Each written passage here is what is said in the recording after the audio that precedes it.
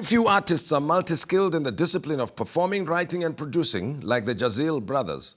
They have produced multiple hit albums such as Natis Buyele Kaya, and they've also produced for Kelly Kumalo, Theo Kosinkwe, Big Nas and many more.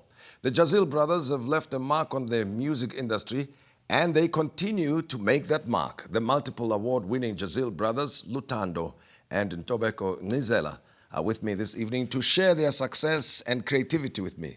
Great to have you guys. Thank you so much for having us. Well, as I said to you before we started this interview, that did I have to wait for a television show to have a TV show first before talking to the Jaziel Brothers?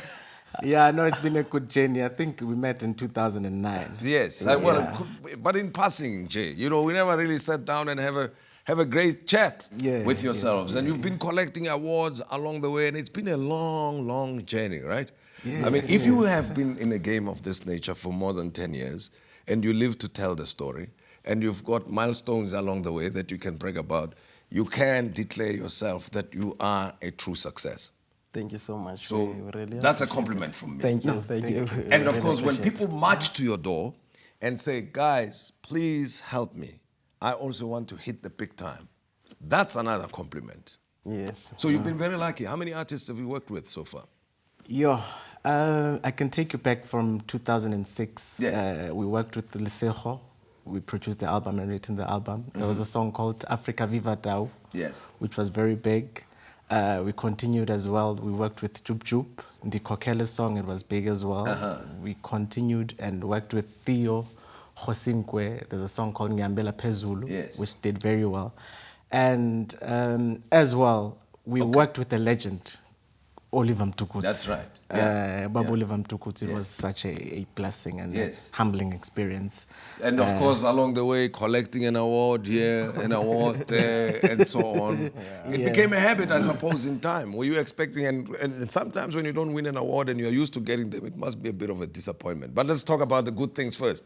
Yeah, I think our journey, because most of the time, the first time we got into the industry, we wanted to be artists. Yes. But unfortunately, that time, when we didn't get that opportunity to someone to record us. Yes. But the journey was driving us to be able to do things for ourselves.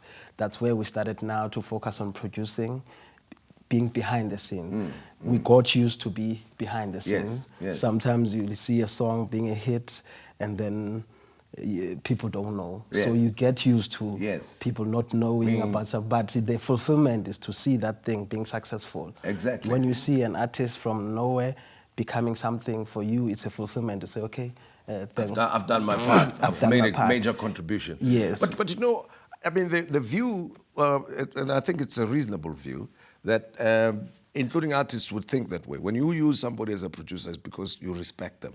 You respect the way they will hear the music and that they will direct you accordingly, right? Yes, but for yourselves, as the Nizela Brothers, how did you develop to have the capability, the ability to write songs as well as to produce? Let me tell you the story. Life had to push us to that angle. Because what we did, we finished school, we did music production, we did popular music at school.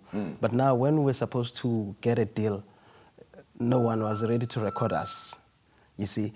And the guy who was our lecturer at school was the one that gave us in-service training. So we had to wake up in the morning and go and produce and learn how to do songs and learn how to produce songs.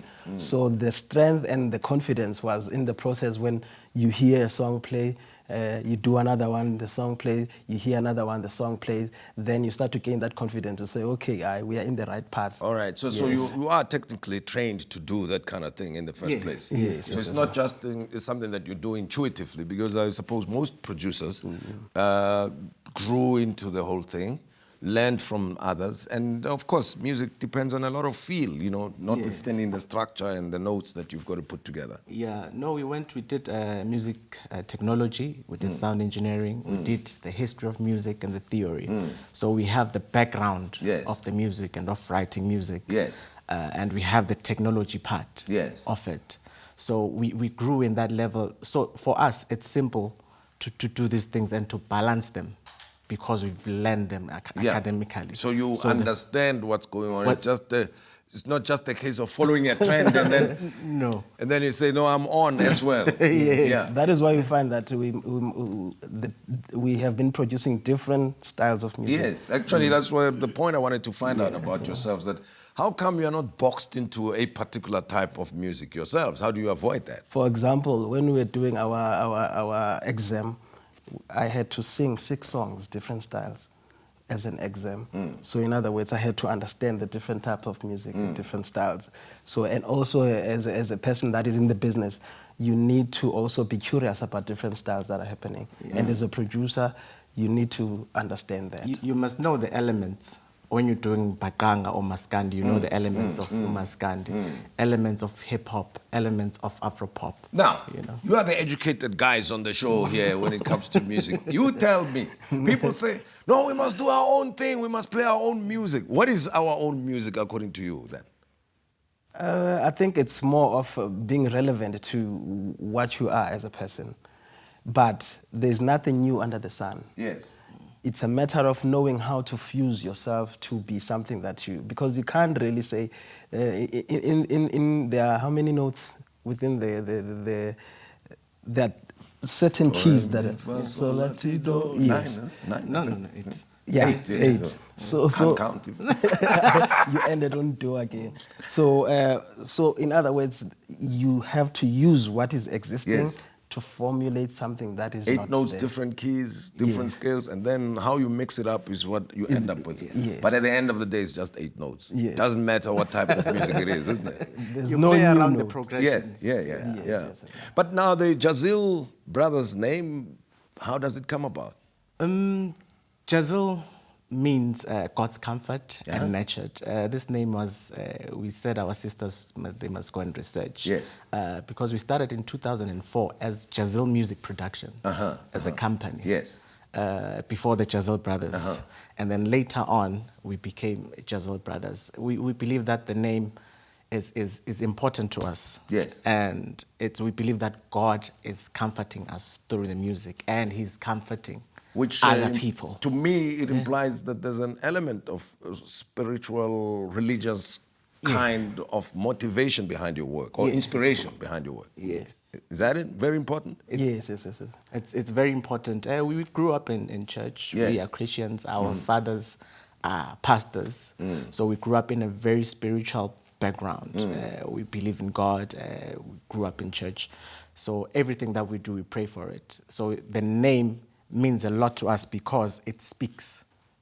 We speak about the spiritual things, God, and we speak about love. Sure. So, and God is love. It's expression of God, love expression of God. Now, you've worked with other artists, and we've mentioned some of them, and you continue to. You're telling me now that you'll also be working from Midrand here in Joburg, but you are working on your own production now. Tell me about your latest project. And I'm very lucky, by the way. You've got Dinikin Dow. Yes. We've been, the past few years, the last time we released an album, it was 2012. So the past 4 years, we've been producing, doing songs, and this year we've been acting also. For the first time, finding ourselves on the TV. You are not acting here, right? So it was still about music and the development that we always do in different places. So this year we felt good. It's been some time, and people have been saying, when is the new album coming? Yes. But we felt this year we are ready. We started to do our new album. So the song now it's out. It's called Dinigindao, and the album is gonna be out the beginning of this month. So people can be able to go and check from our Facebook and Twitter to find out. And the video that you've got already out? The video that is, it's one of the singles that we did, featuring Ifan. It's called Miege Nilo. Miege Nilo. Yeah. I think that's the one that we should have a taste of Yes. as we end. Yes. Anyway, wonderful to catch up with you guys, and I'm sure you will be regular visitors here, all right? Definitely. Thank you for having us, and thank you for the people that have been supporting us for the past 10 years. And we appreciate your work, you see. And that's why the awards speak for themselves, I suppose. And the fans have been buying the music, and people who decide who gets what, recognize the talent. And thanks for the contribution. No, thank you so Thank Much you for having appreciated. us. Thanks very much. No? Yes. And everything of the best to you. Well, the Jaziel Brothers, you've heard a little bit about them and how they got the name, where they come from, where they are going to with their career. Fantastic guys. These have boosted so many artists' careers and continue to do so. We're very happy for them. We hope you enjoyed them. And until next time, please join us again. Good night to you.